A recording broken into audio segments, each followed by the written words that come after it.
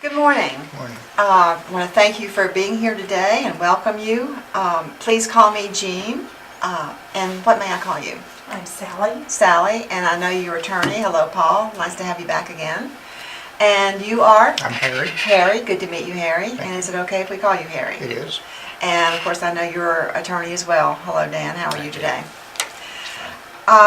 I want to welcome you and make you feel as comfortable as possible. We have water on the table. There's coffee and tea over here on the sideboard if you need it. The restrooms around the hall on the left, so at any time if you need a break, just let me know and we'll certainly accommodate that. And while we're talking about that, does anybody have any special needs? Medication you have to take at a certain time or time restraints? No. If there are, let me know because we'll certainly be able to accommodate you. I think you've made a really good choice to come to mediation today. I understand that the two of you have a son, Billy, and I'm sure that Billy is important to each of you. And being able to do this here in a private way, a confidential way, will certainly take a lot of the pressure off of your son. So you've made a wise choice to be in mediation. The courts are docketed, as you know, and you may have to wait months before you get heard. And then the judge is only going to be able to give you a day or a portion of a week to do it. And the things that you'd like to have said, you may not be able to say because of the rules of evidence. But in here, each of you can say everything you need to say, and you can be heard. And I think that's very important because I'm sure with the preparation for the trial, you probably haven't had an opportunity to hear each other. And that's my role. My role is to guide you and help you hear each other and communicate, help you explore all the options possible to work out the remaining issues and come to a resolution that will fit you, Harry, and you, Sally, and most of all, your son, Billy. So again, congratulations for this choice. My credentials are that I'm a Rule 31 mediator approved by the Tennessee Supreme Court. I am a mediation trainer, and I have been a mediator since 1992. I'm also a lawyer, but I will not be wearing my lawyer hat today. You have very fine counsel to do that for you today. And at any time that your lawyer needs to talk to you or you need to talk to your lawyer, feel free to let me know and we'll arrange that. By the same token, if you would like to talk to me alone in a private session, we can arrange that, and whatever you tell me there will also be confidential. There are several rules that make this work better. As I mentioned, it's confidential. So nothing that is said in here can be used against you in court, nor can anyone subpoena me to go to court to testify. Let me ask you if the two of you as well would like to keep this confidential. Yes. Yes, very good. So we already have our first agreement.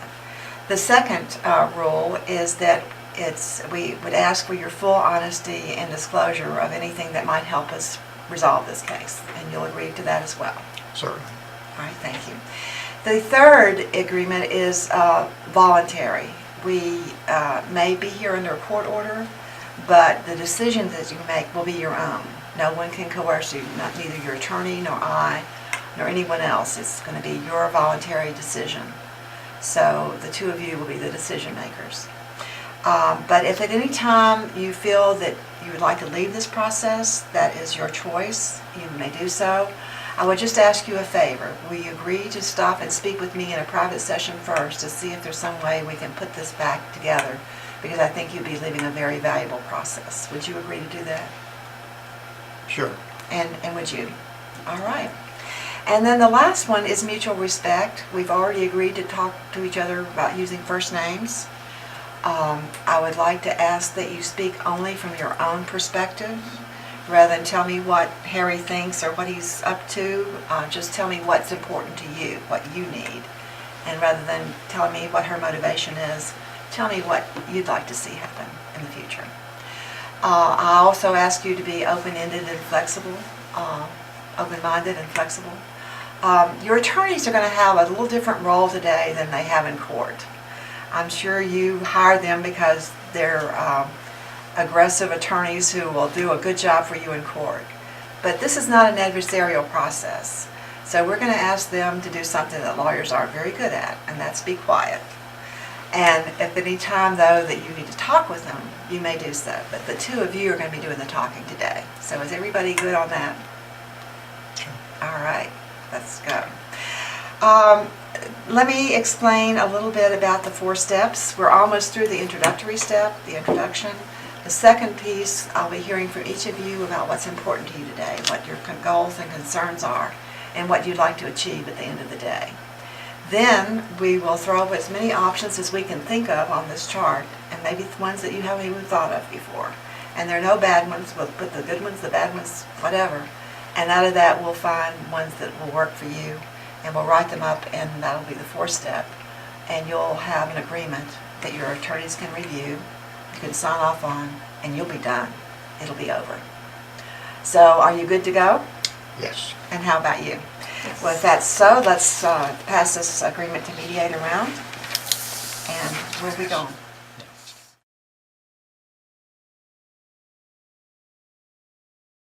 So Harry, you are concerned about whether or not Sally can afford the house. Can you tell me a little bit more about that? Well, sure. I've always been the one that earned the income. She works, but her income doesn't justify a home like we live in. And her comment that she'd like to keep the home and have a suitable home for Billy really is impractical. She knows she can't make enough, even with the child support, to sustain that house without having to go get another job or something. And if she does that, who watches Billy? I do agree that it would be very hard, and that I would need a higher paying job. I hope that I might be a little more qualified than Harry gives you credit for. Yes. We have a lot of equity in that house, but it still has a substantial mortgage on it, and the payments have to be made.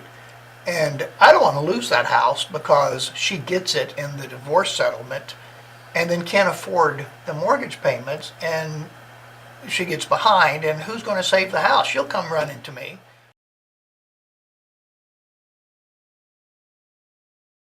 So one of your solutions is either to get a better job or a second job. Do you have any ideas for making this economically feasible? Other than selling the house, you mean? Okay, so selling the house would be your choice, selling the house and dividing the equity. And then we could both have a nice home. So option 5 would be to delay for a period of time, paying him his portion. And I know that would seem hard. I would So agree. what could you do with this proposal that might make it more palatable to him? Can you think of something that might make him willing to delay? Put our heads together and see if we can think outside the box and come up with some kind of an answer. I wonder, Billy is 13, I understand, so he has 5 more years of minority. Anything to do with that? Well, the desire that we're talking about is that Billy would have a nice home with her and a nice home with me. And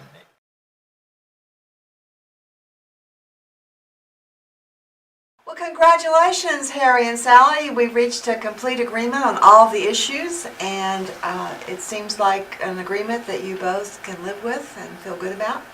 And let's review it, and I have written it out here that you can follow on the flip chart that we've done.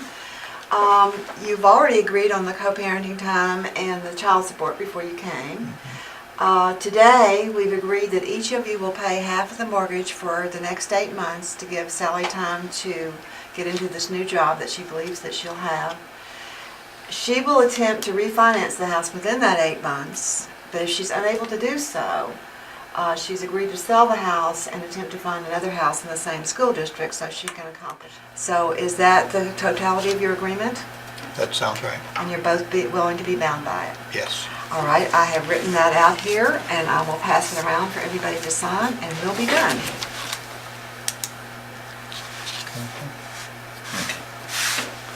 And then your attorneys will take this memorandum of understanding and put it in legalese and present it to the court for the court signature, and everything will be finished.